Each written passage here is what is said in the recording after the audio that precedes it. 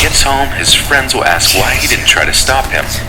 Well, Jerry believes that it's better this way.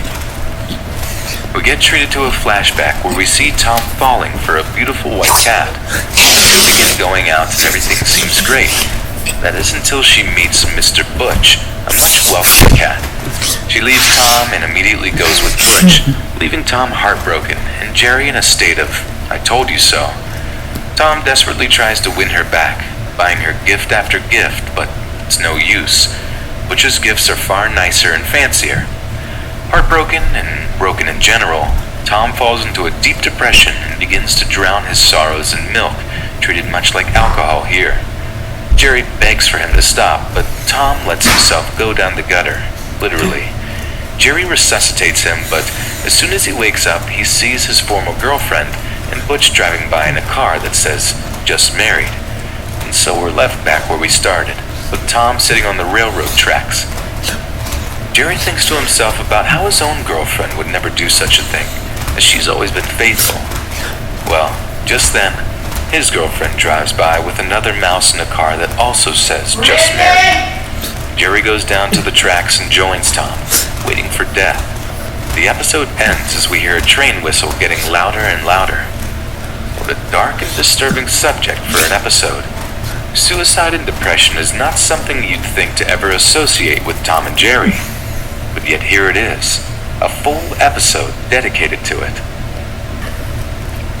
You piece of shit!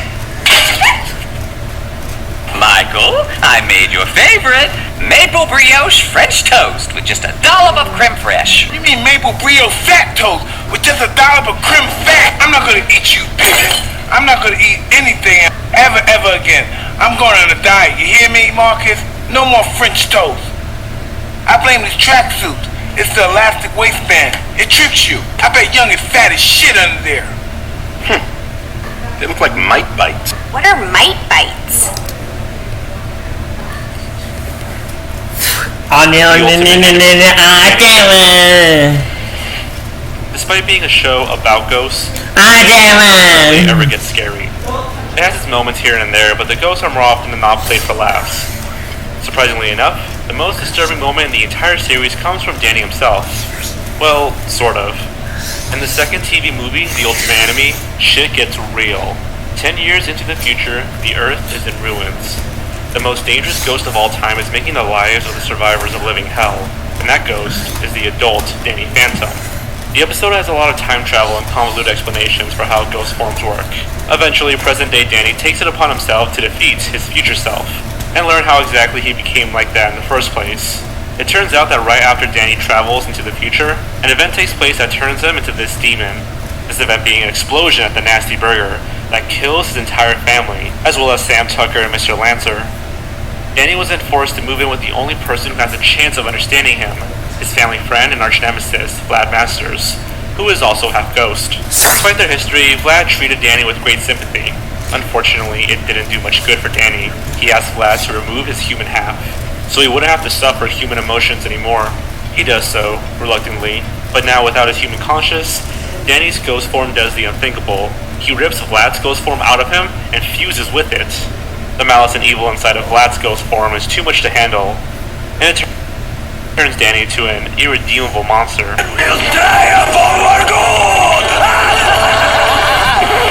Until he retired.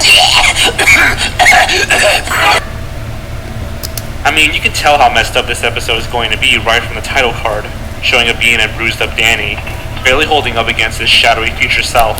And everything about future Danny is just disturbing, from his transformation scene to his complete lack of empathy. The fact that the main characters we come to know are just outright killed is another shocking detail that you don't usually see in Nickelodeon shows, or kids shows in general. And this episode was not a what-if plot either.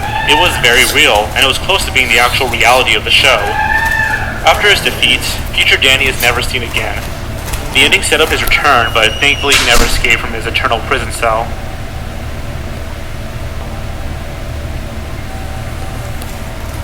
In addition to Ren and Stimpy, Rocko's Modern Life is one of Nickelodeon's most surreal and zany shows of the 90s. Jokes and visual humor had little to no consequence, leading to some absolutely fantastic slapstick. But we're not here to talk about funny stuff. Sometimes that surrealness that works in favor of the show's humor can also go a bit too far. In the 10th episode of the series Cabin Fever, the Big Heads go on vacation to a mountain cabin. However, when they get there, they find that Rocco and Heifer rented the exact same cabin, leading them to have to spend the weekend together. As usual, Mrs. Big Head is just fine with this, but Mr. Big Head is 100% not. Eventually, an avalanche occurs, trapping them inside the cabin. Mr. Big Head attempts to dig through the snow later that night, but ends up almost freezing to death. Half awake, Mr. Big Head looks up and sees the three standing around him, morphing into demons.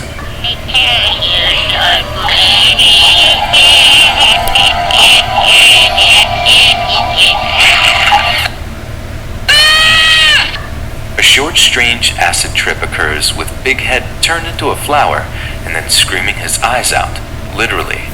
While this moment is short, it definitely caught many children off guard with its sudden, disturbing nature.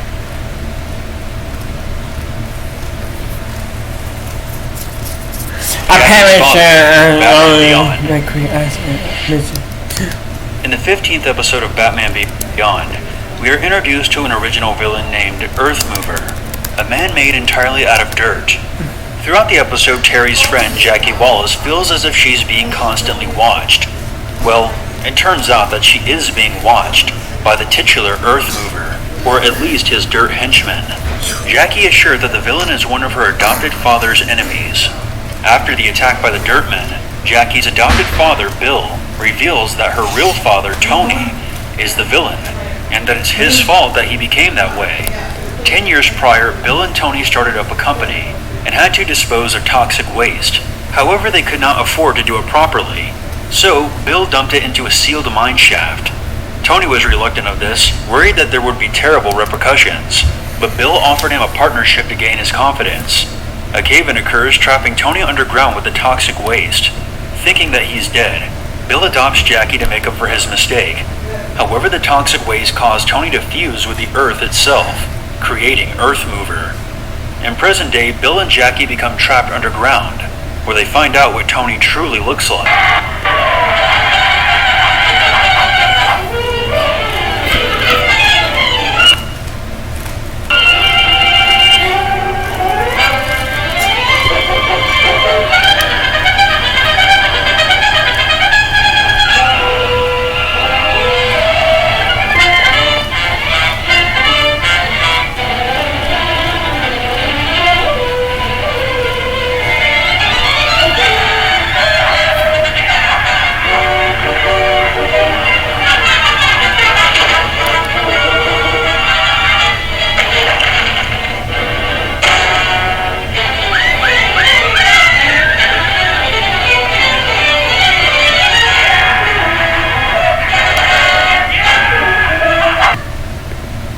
He attempts to kill Bill and take Jackie back,